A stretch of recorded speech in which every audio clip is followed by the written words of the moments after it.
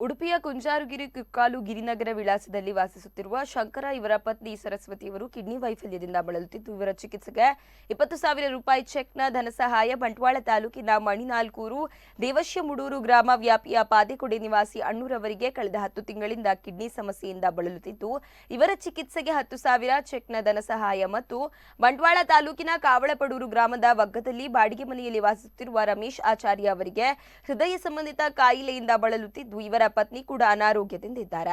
ಇವರಿಬ್ಬರ ಚಿಕಿತ್ಸೆಗೆ ರೂಪಾಯಿ 10,000 ಚೆಕ್ ಧನಸಹಾಯ ಇಂದು ಶ್ರೀ ರಕ್ತೇಶ್ವರಿ ದೇವಿ ಸನ್ನಿಧಿ ಬಿಸಿ ರೋಡ್ನಲ್ಲಿ ಹಸ್ತಾಂತರಿಸಲಾಯಿತು. ಈ ಸಮಯದಲ್ಲಿ ಟ್ರಸ್ಟ್ನ ಸೇವಾ ಮಾಣಿಕ್ಯರು ಉಪಸ್ಥಿತರಿದ್ದರು. ತುಳುನಾಡು ಪೊರ್ಲು ಸೇವಾ ಟ್ರಸ್ಟ್ನಿಂದ ಈ ಧನಸಹಾಯ ಮಾಡಲಾಗಿದೆ.